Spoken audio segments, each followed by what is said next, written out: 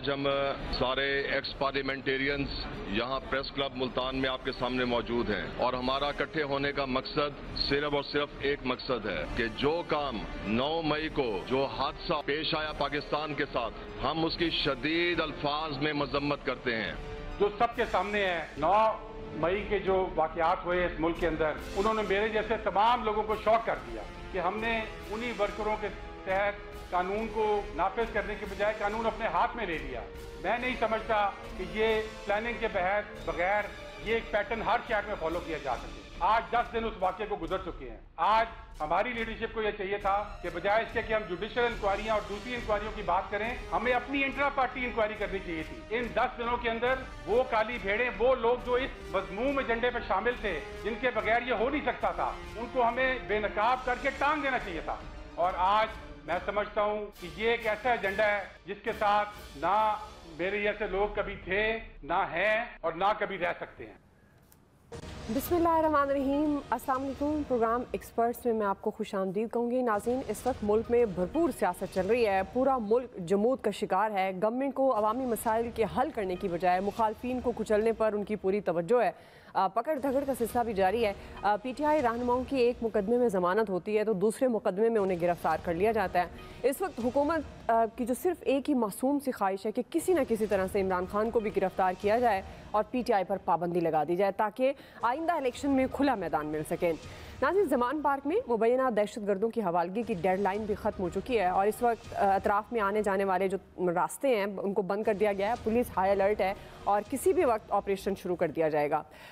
इस वक्त नाज़रीन अगर देखा जाए तो हूबहू 2017 की सूरत हाल नज़र आ रही है। हालात वही हैं, वाक़यात वही हैं, मगर चेहरे बदल गए हैं। 9 मई के वाक़यात के बाद PTI ज़ेर अताब है। PTI क़यादत जेलों में है। इमरान खान के ख़िलाफ़ नैब केसेस बन रहे हैं। तलबियों का सिलसिला भी जारी है। तहरीक इंसाफ की सियासी कश्ती भी हचकोले खा रही है। नाजुक सूरत हाल को भांपते हुए साबिक़ अरकान असम्बली ने भी छलांगे लगाना शुरू कर दी हैं। कप्तान के खिलाड़ियों की विकटें धड़ाधड़ गिर रही हैं। आज जनूबी पंजाब के 9 साबिक़ MPs हैं जिन्होंने इमरान खान के ख़िलाफ़ बगावत का ऐलान किया है। बिलियन ट्री मंसूबे के सरबराह मलिक अमीन असलम ने भी PTI को छोड़ दिया है। मलिक अमजद भी PTI से अलहदा हुए हैं। बलूचिस्तान से भी इमरान खान के खिलाफ आवाज़ें उठना शुरू हो गई हैं और इत्तलात ये आ रही हैं कि आइंदा दिनों में मज़ीद अरकान असम्बली पाकिस्तान तहरीक इंसाफ को छोड़ने के लिए तैयार हैं। हमारा सवाल ये है कि नाजुक सूरत हाल में पाकिस्तान तहरीक इंसाफ में तोड़ फोड़, ये जिस तरह से रहनुमा छोड़ रहे हैं, क्या ये वाकई सियासी दबाव है इन पर या इनके ज़मीर की आवाज़ है? ये हम सवाल रखेंगे। पैनल का तारफ़ करवा देती हूँ। मेरे साथ प्रोग्राम में मौजूद हैं अयाज खान साहब, आमिर इलियास राना साहब, नवीद हुसैन साहब, फैसल हुसैन साहब और मोहम्मद इलियास साहब। मैं आप सबको खुशामदीद कहूँगी। अयाज साहब, मैं आपसे आगाज़ करूँगी। जिस तरह से धड़ाधड़ लोग छोड़ रहे हैं पाकिस्तान तहरीक इंसाफ को, कल भी हम बात कर रहे थे और अब जिस तरह से वो तादाद बढ़ती जा रही है, फैसल वावडा कहते हैं कि PTI दूसरी MQM बनने जा रही है। तो ऐसा ये सब कह रहे हैं कि ये गलत हुआ और इसी पर हम छोड़ रहे हैं। तो आप समझते हैं कि कोई सियासी दबाव है, कोई प्रेशर है, या फिर आप समझते हैं कि ये वाकई अपनी ज़मीर की आवाज़ पर पाकिस्तान तहरीक इंसाफ को छोड़ रहे हैं? नहीं, दुआ ज़मीर हुसैन बड़े अच्छे आदमी हैं। वो अक्सर जाग जाया करते हैं जब उन्हें ज़रूरत पड़ती है, वरना वो सोने को तरजीह देते हैं हमेशा। अब ये बदकिस्मती से हमारे मुल्क में ऐसी ही है। कोई चीज़ चेंज नहीं होती यहाँ, अल्लाह के फजल से रिपीट होती हैं और रेपिटेशन इतनी ज़्यादा है कि वो बाज़ दफ़ा बोरियत होने लगती है। मतलब कुछ नया होना चाहिए ना। ठीक है, आज बहुत से लोगों ने देखा, मैंने PTI को छोड़ा भी। अच्छा, वो जो उसकी मजम्मत है, जो वाक़यात हैं, वो तो बिल्कुल ठीक है। वो तो कौन सा पाकिस्तानी है जो नहीं कर रहा।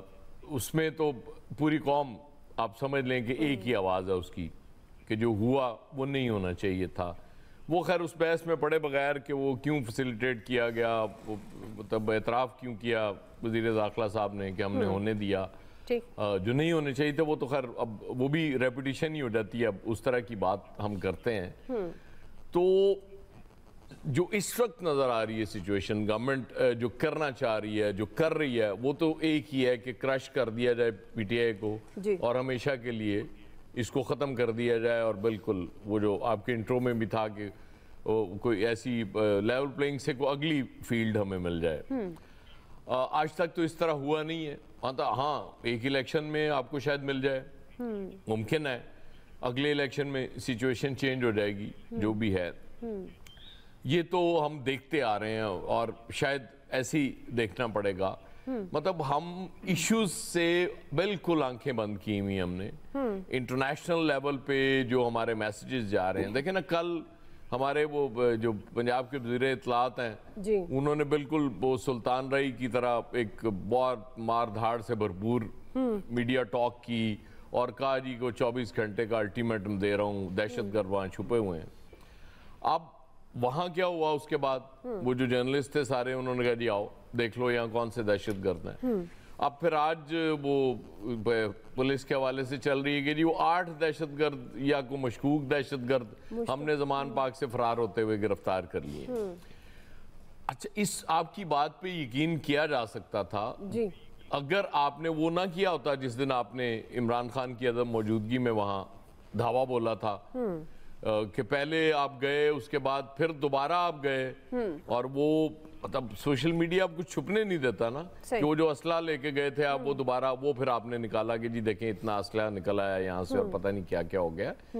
मतलब वो ये किसी दौर में 70s 80s 90s में चीजें चल जाती थी जी। ये बदकिस्मती ये है कि ये दौर डिफरेंट है। ठीक। तो मेरा ख्याल है कि आपको अब ये सोशल मीडिया को और इन चीजों को जहन में रखते हुए जी, अब रीथिंक करना चाहिए पॉलिसीज बनाते हुए कि आप जो एक्शन लेने जा रहे हैं पहले उस पर गौर तो कर लिया करें। आज आपने मतलब अदालतें भी प्रैक्टिकली खत्म कर दी हैं, जब वो जमानत मिलती है आप गिरफ्तार दोबारा कर लेते हैं, तो ये क्या कल को खुदा ना खास्ता जो लोग आज कर रहे हैं उनके दौर में क्या बड़ा आसानी से हो जाएगा कि जो होगा?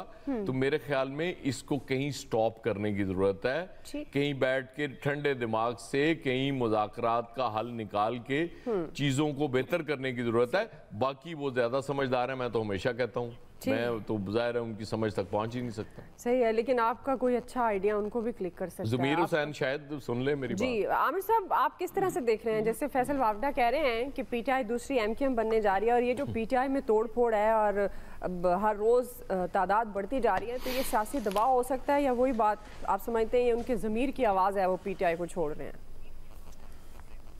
नहीं, ये तो पाकिस्तान की आवाज़ है, क्योंकि हम सारे इस तरह काम करते हैं।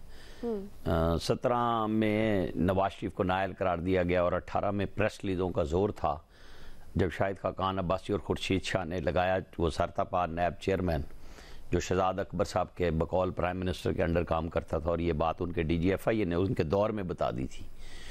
तो वो सारा काम किया गया था। तो अब वो लोग वापस हो रहे हैं, ज़्यादातर जो इस तरह आए थे वो अपनी अपनी पार्टियों में उन्होंने जाना ही होता है, जो कि इक़्तिदार की पार्टी होती है, जब भी जाना चाहें।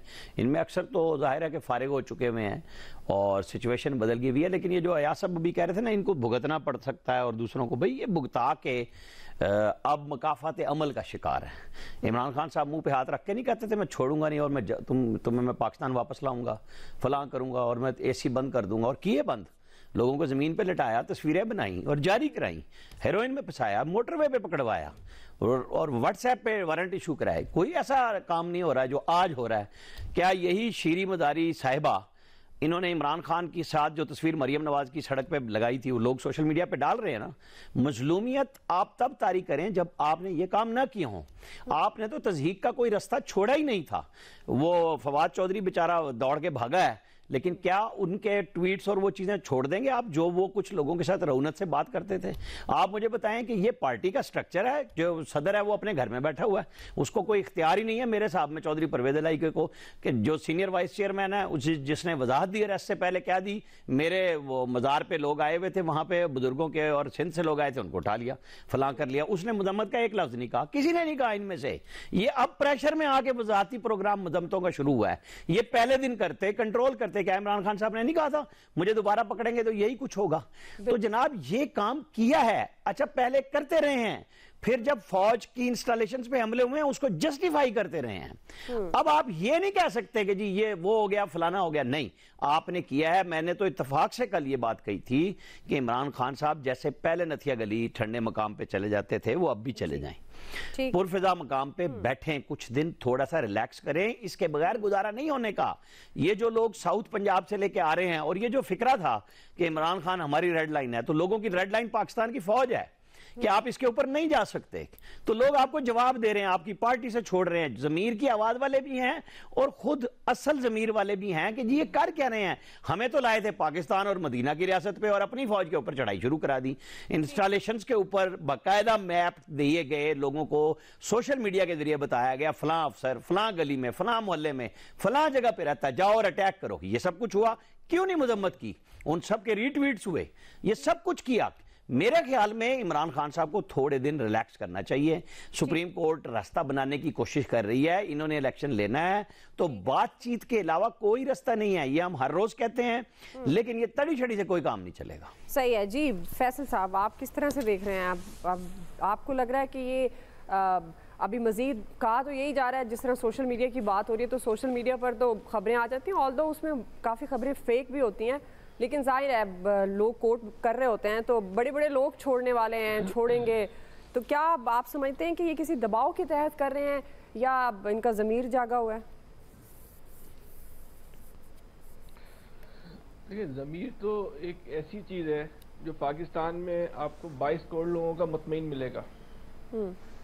दुनिया में सबसे ज़्यादा आपको इस मुल्क में रिश्वत मिलेगी, दुनिया में सबसे ज़्यादा इस मुल्क में आपको जो है 2 नंबरी के काम मिलेंगे, लेकिन ज़मीर फिर भी आपको सबका जो है ना वो मुतमईन मिलेगा इस मुल्क के अंदर। जो बाकिरदार कौमें, वहाँ तो बहुत सारे लोग मिल जाएंगे जिनकी ज़मीर मलामत करता होगा, लेकिन शायद ये वाहिद खित्ता है जहाँ ज़मीर अमीर तो कोई किसी का इशू नहीं है, सबका मुतमईन है। अच्छा, इमरान खान के साथ लोग छोड़ रहे, खुशी से छोड़ रहे, दबाव से छोड़ रहे, जो कुछ हो रहा है इस पे तो कोई अब राय देने की जरूरत नहीं, सबके सामने जैसे आए थे वैसे जा रहे हैं, ज्यादा बेहतर है। मतलब ये क्या ज़मीर की आवाज़ पर यहाँ आए थे?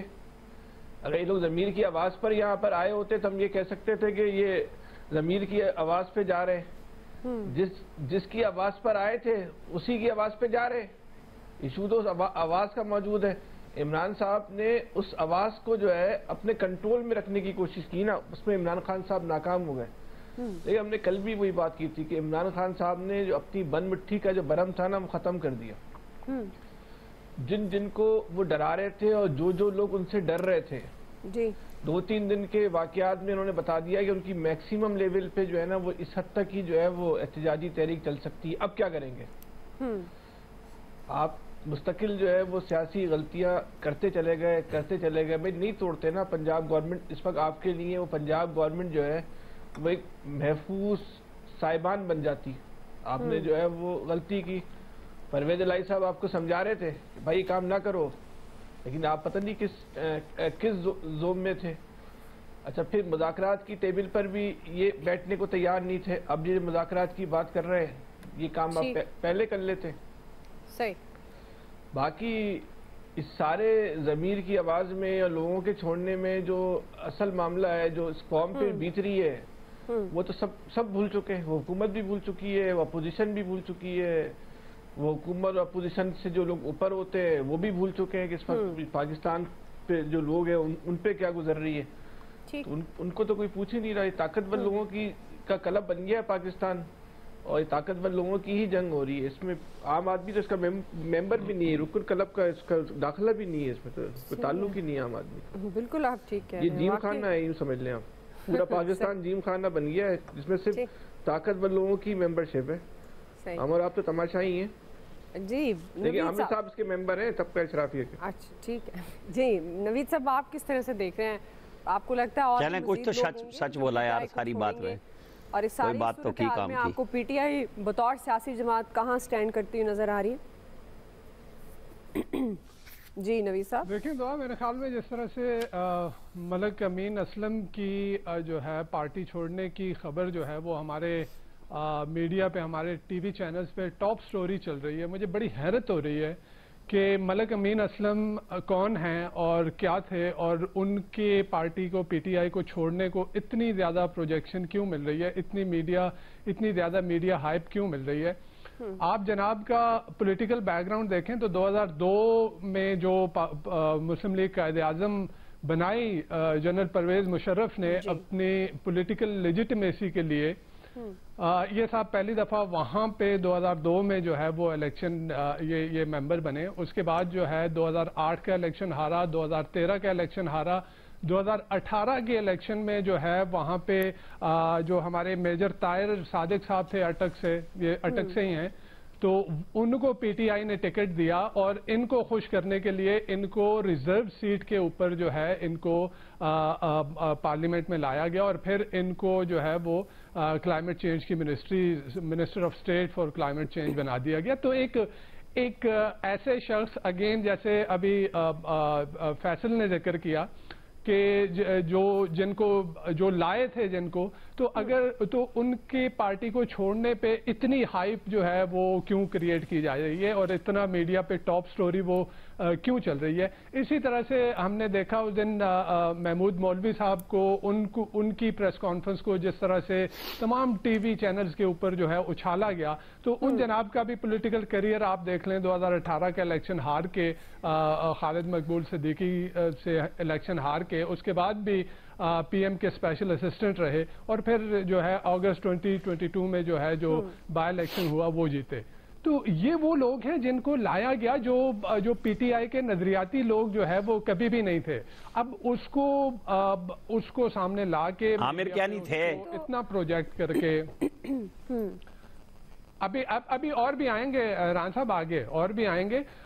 तो कहने का नहीं, मैंने कहा आमिर क्या नहीं, खान साहब को भी सबसे डिफरेंट है। जी जी, लेकिन उन पर भी बड़े सवाल। अच्छा, उन्होंने सियासत छोड़ने का ऐलान किया है रान साहब, उन्होंने जो है वो सीट छोड़ने का नहीं, सियासत छोड़ने का ऐलान किया है। तो कहने का मकसद ये है तो है ही नहीं। वो लोग थे जो लाए गए थे। इस तरह की जो भी पार्टीज बनी हैं, वो काफ लीग बनी है, जैसे हमने पहले भी जिक्र किया था, मुस्लिम लीग के इतने धड़े बने हैं और फिर मुख्तलिफ पार्टियां जो हमने देखा है कि ये लोग इधर से उधर और उधर से इधर, ये लोग। तो इमरान खान साहब को भी यहाँ पे मेरे ख्याल में ये एक blessing in disguise Imran Khan साहब के लिए और पीटीआई के लिए है कि वो लोग जो नजरियाती नहीं है, जो सिर्फ अपॉर्चुनिस्ट थे, जो मौका परस्त लोग थे, जिन्होंने इमरान खान साहब की सिर्फ पॉपुलैरिटी, और ये देख लें अगर महमूद मौलवी साहब ने ये जो सीट जीती है, तो अगर कल को ये, और वो ऑब्वियसली वो पीटीआई की वो और इमरान खान साहब की पॉपुलैरिटी की वो सीट थी, और अगर वो कल को दोबारा इलेक्शन वहां से लड़ते हैं तो वो कहां खड़े होंगे।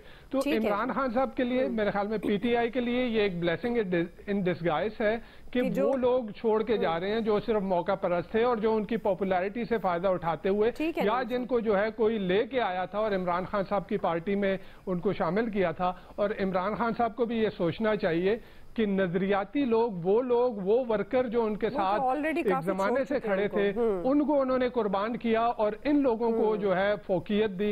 मेरे ख्याल में अब उनको भी ये सोचना पड़ेगा। जी रियाज साहब। देखिए बिल्कुल जी, ये जो एक जुमला बोलना खाली। जी फैसल साहब। जी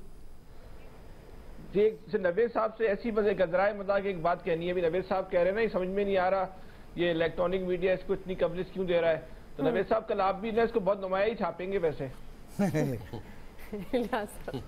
देखिए ये जो सूरत हाल है, ये जो वो खबर तो खबर होती है, वो तो चलेगी, वो हम बाद में रात को देखेंगे, अभी आप ना करें उसकी पेश। देखें जो सूरत हाल है वो इस वक्त देखने में आ रही है। अंग्रेजी और उर्दू का फर्क ही यही है। फैसल साहब खुसूसी तौर पर नहीं, हमने इनडायरेक्टली कह दिया फैसल, हमने इनडायरेक्टली कह दिया जो कहना चाह रहे थे। देखिए जी जो सूरत हाल है इस वक्त ना, जो एक असल मसला डायरेक्ट ही आना है। 9 मई के बाद जो सूरत हाल जो तब्दील हुई है, अगर यही खान साहब इस वक्त अपनी पॉलिसी अपनी रखती, इस जो वाक़या हुआ था, जो सानिया हुआ था, उसके बारे में मजम्मत करते और अपने लातल्लकी का इजहार करते तरीके से करते, क्योंकि ये एक बड़ा वाक़या है जिस पर कौम को बड़ा यानी कि शदीद धचका लगा है। और ये सूरत हाल उसके बाद देखने में चेंज आ रही है, और जिस तरह जो लोग आके अपने आप को लैदगी का इजहार करें, तो ये इनको गवर्नमेंट को इनको चाहिए थी उस सिचुएशन को संभालते, लेकिन उनका कहना कि वो जेल में थे, अब वो ये कह रहे थे कि मुझे कुछ इस बारे में पता नहीं था, तो उनके साथियों ने उनको ब्रीफिंग नहीं दी, चीज़ बताई नहीं। अब जो कह रहे हैं कि जो लोग छोड़ के जा रहे हैं उनकी जगह वो दूसरे लोगों को टिकट देंगे और इन लोगों को पार्टी से निकाल देंगे, तो इनमें से वो खान साहब को एक ये बड़ा पहले कर देना चाहिए था, इनको पता होना चाहिए था कि ये कौन लोग मेरे साथ रह सकते हैं, कौन जो नहीं साथ चल सकते। पार्टी में तो वैसे ही पहले बड़े चल रहे थे कि मामलात वगैरह।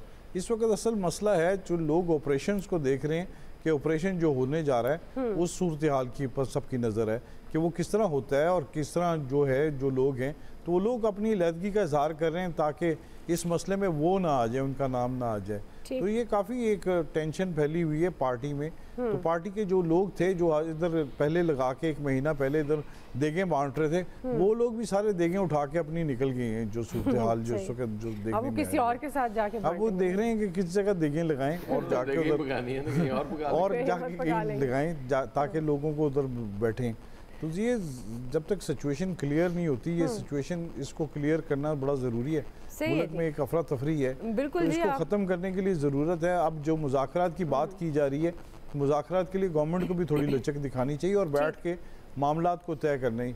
ये जो फिगर्स हैं, जो चेहरे जो आ रहे हैं, ये चेंज होते रहते हैं। ये माजी में भी इसी तरह चले जाते थे। ठीक है, अच्छा, ये जो आप सारे मुतालबा कर रहे हैं वो हुकूमत से कर रहे हैं, ठीक बात, हुकूमत से करने और आपसे नहीं हुकूमत तो करने ना राणा साहब। ठीक है, इमरान खान की भी हुकूमत तो नहीं, ठीक है, मैं भी इसीलिए इशारा कर रहे हैं ना कि इमरान खान भी गेट नंबर 4 इमरान खान तो कोई छुपांदा ही नहीं, उन्हें कल भी किया है कि ये आपको डरा रहे हैं कि मैं डिनोटिफाई कर दूंगा और समझी बैठे मैं वज़ीर आज़म हो गया।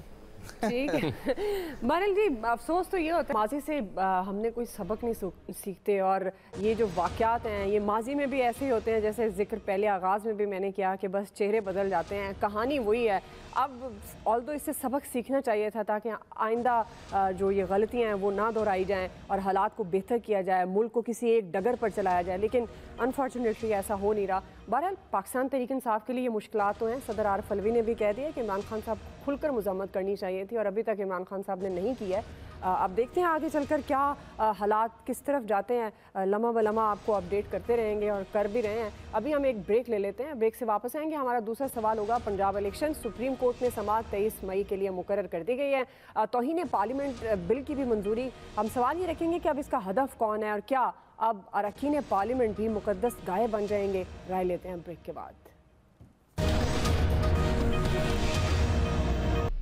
नाज़रीन, पंजाब इलेक्शन के केस का जो फैसला कुन मरहले में दाखिल हो रहा है और सुप्रीम कोर्ट ने केस 23 मई को समाअत के लिए मुकर्रर किया। तमाम मुतल्लिका फ़रीक़ैन और इदारों को नोटिस भी जारी कर दिए गए। 15 जून से 13 सितंबर तक अदालतों में छुट्टियां होने जा रही हैं और लग ही रहा है कि अदालती छुट्टियों से पहले ही पंजाब इलेक्शन का कोई ना कोई फैसला कर लिया जाएगा। मगर हुकूमत भी सुप्रीम कोर्ट का एक के बाद एक इम्तिहान ले रही है। जिस दिन भी सुप्रीम कोर्ट में कोई अहम समाअत मुकर्रर होती है तो गवर्नमेंट की जानिब से कौमी असम्बली या पार्लियामेंट का मुश्तरका सेशन तलब कर लिया जाता है और जजेस के रिमार्क्स का पार्लियामेंट में बयानबाजी से भरपूर मुकाबला होता है। और अब भी 22 और 23 मई को कौमी असम्बली का इजलास बुला लिया गया है। इसके साथ ही हुकूमत ने पार्लियामेंट के फैसले को ना मानने वालों के लिए खतरे की घंटी बजा दी है। चंद दिन पहले गवर्नमेंट ने पार्लियामेंट के फैसले मनवाने के लिए कौमी असम्बली में एक बिल मंजूर किया था जिसको तौहीन पार्लियामेंट का नाम दिया गया। बिल के मुताबिक पार्लियामेंट या उसकी किसी झैली कमेटी की तहकीर या किसी रुकन का इस्तेहकाक मजरू करने पर सजा होगी। तौहीन के मुर्तकिब मुल्जिम को 6 माह कैद और 10 लाख जुर्माना भी होगा।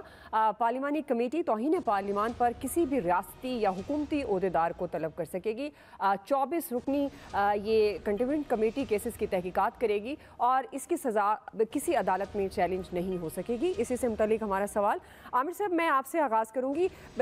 ये वैसे जो बिल है तौहीन पार्लियामेंट, ये अब ये क्या बिल होगा, किस तरह से लागू होगा, इसका हदफ कौन होगा? अब क्या अरकान पार्लियामेंट भी मुकद्दस गाय बन जाएंगे आमिर साहब? और ये जो समाअत 23 मई के लिए मुकर्रर की गई है पंजाब इलेक्शन की से मुतालिक, तो इसको आप किस तरह से देख रहे हैं? क्या कोई अहम फैसले हो सकते हैं? देखिए जी, 23 मई को जो सुप्रीम कोर्ट में इलेक्शन कमीशन की तरफ से नज़रसानी की अपील थी उसकी दूसरी हेयरिंग है।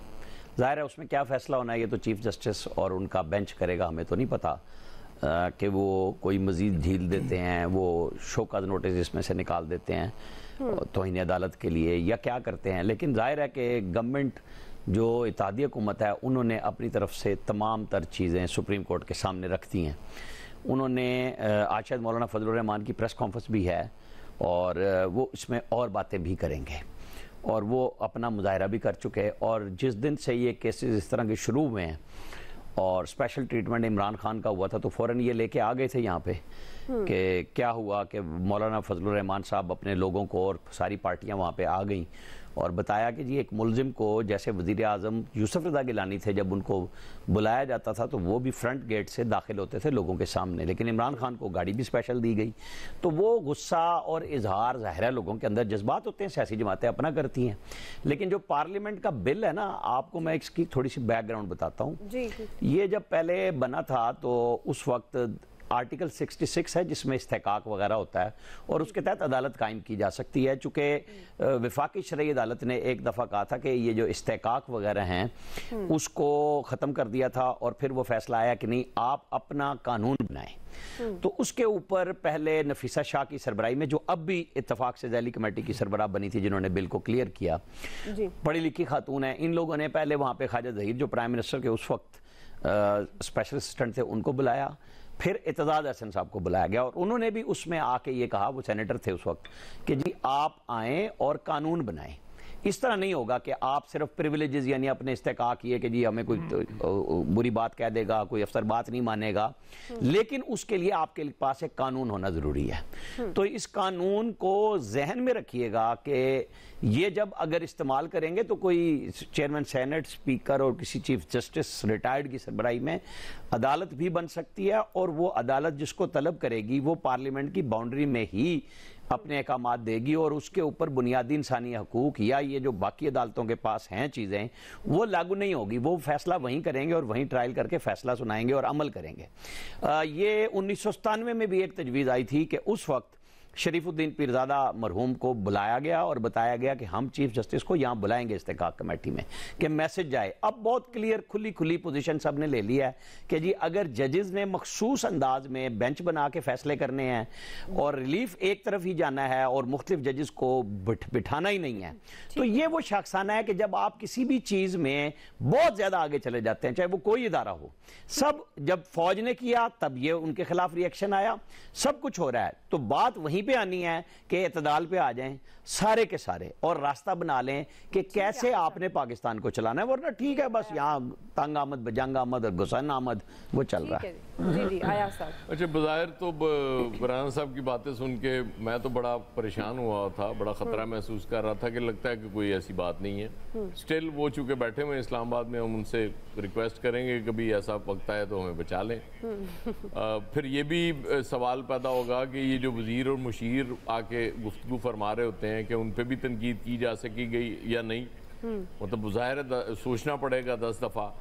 हमारा अलमिया ये है कि हमारे कवानीन भी जब पार्लियामेंट भी बना रही होती है ना, तो एक ख़ास वक्त और ख़ास माहौल के मुताबिक बना रही होती है। इस वक्त चूँकि फटा सुप्रीम कोर्ट के साथ चल रहा है, इसलिए ये आइन बनाना, ये कानून बनाना बड़ा ज़रूरी था, इसलिए बना लिया कि जी कल को हम ऐसी की तैसी चीफ जस्टिस को भी तलब करेंगे, जजों को भी तलब करेंगे।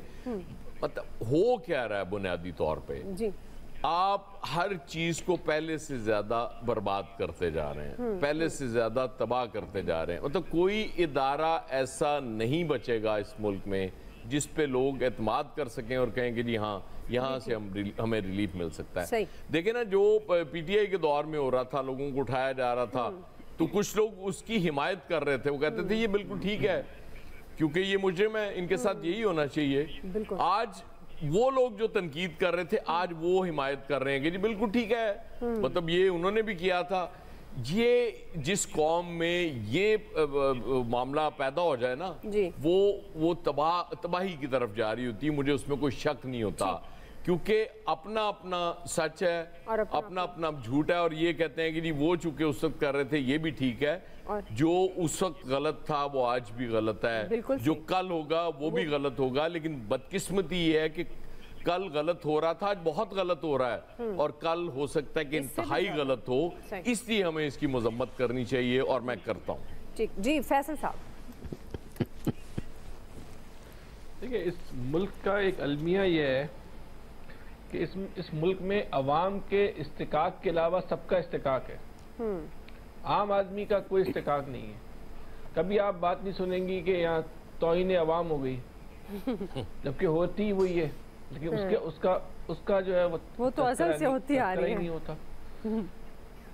अब नहीं, वो तो कहते हैं कि बंदे बढ़ाओ, फौज का भी इस्तिकाक है, अदलिया का भी इस्तेकाक है। ये आप जो तौहीन पार्लियामेंट का कानून बनाने जा रहे हो, ये काम तो कभी किसी फौजी हुकूमत ने भी नहीं किया। मतलब कभी कैसे हो सकता है कि आप मुंतखब लोगों की का जो इदारा है, आप उन पर तनकीद को जो है वो तौहीन करार दे दो। ये ऐसा कानून तो मतलब इनके जहन में ये सोच आई कहाँ से, और इस सोच को अमली जामा कैसे पहना रहे हैं, ये बड़ी जो है वो हैरान कुन बात है। फिर वही वाली बात है कि आप बल्दियाती इलेक्शन नहीं कराते हो, कोई आप किसी का आम आदमी का जो है इस्तेकाक नहीं होता, आप इख्तियारात पे कब्जा करके बैठ जाते हैं। एक जो 18वीं तरमीम का नासूर है वो इस मुल्क को जो है वो चाट रहा है, तो इस पे किसी का कोई इस्तेकाक की मजरू नहीं हो रहा। आज भी आप जो है ना इस मुल्क के जो मसाइल का जो हल है उस पर कोई बात नहीं कर रहा, उसके हल की कोई कोशिश नहीं कर रहा। चाहे हुकूमत है या अपोजिशन है या इदारे हैं, वो सब उनकी एक नुकाती एजेंडा है कि हम लोग अपनी जात में अपने आज को किस तरह मजबूत कर लें।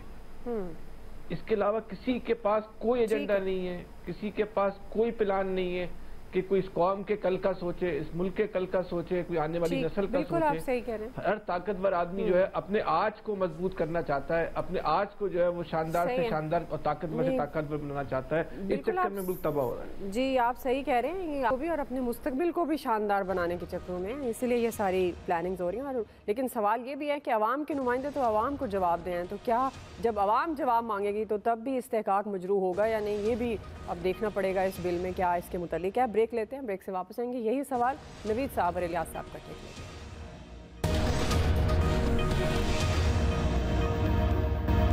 वेलकम बैक नाज़रीन, हम बात कर रहे हैं तौहीन पार्लियामेंट बिल की। तो नवीद साहब आप किस तरह से देखते हैं, क्या अब अरकान पार्लियामेंट भी मुकद्दस गाय हैं, उन्हें भी कोई कुछ नहीं कह सकेगा? देखिए दुआ, मेरे ख्याल में हमने जो पढ़ते चले आ रहे हैं, जो सुनते चले आ रहे हैं कि रियासत के जो है वो 3 सतून होते हैं, उसमें मुकन्ना है, अदलिया है और इंतज़ामिया है। तो अदलिया तो ऑलरेडी हमारे लिए मुकद्दस गाय है।